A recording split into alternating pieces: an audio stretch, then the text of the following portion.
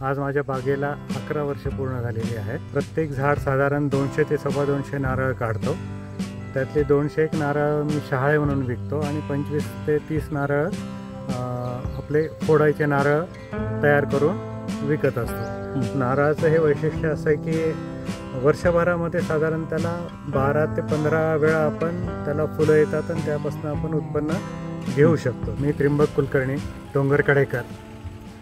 मी 26 जानेवारी 2014ला ह्या बागेची लागवड सुरू केली. मी साधारण 4 वर्षानंतर माझे उत्पन्न सुरू झाले. उन्हाळ्यामध्ये साधारण रोज पाणी द्यावं लागतं आणि हिवाळ्यामध्ये 1 दिवस आड दिलं तरी चालतं.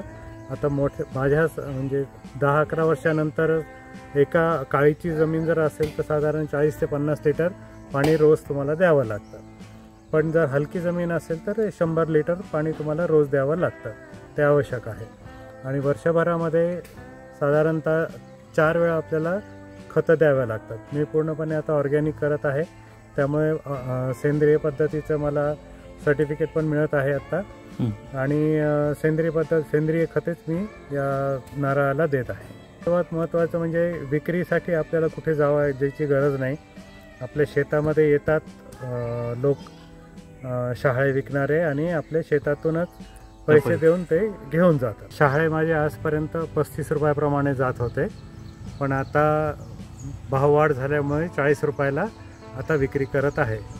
तसेच नारळ जे फोडतो आपण देवाजवळ, ते नारळ मी आज 26 रुपयांनी होलसेलनी विकत आहे आणि ह्यातून मला चांगला फायदा होत आहे. हे नारळ विक्री करत असतानाच मी ह्यापासून कल्परस काढत असतो.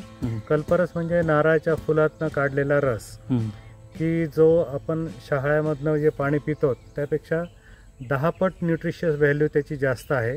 आणि त्याचा GI म्हणजे ग्लायमेक्स इंडेक्स 35 असल्यामुळे तो ज्यांना शुगर आहे त्यांच्यासाठी पण ते एक वरदान आहे. शक्तिवर्धक पेय म्हणून पण ते आम्ही विक्री करत आहोत आणि त्यापासूनच आम्ही त्याची साखर पण बनवत आहोत.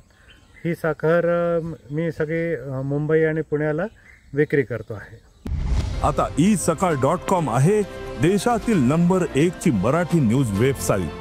प्रत्येक अपडेटसाठी isakal.com ला नक्की भेट द्या.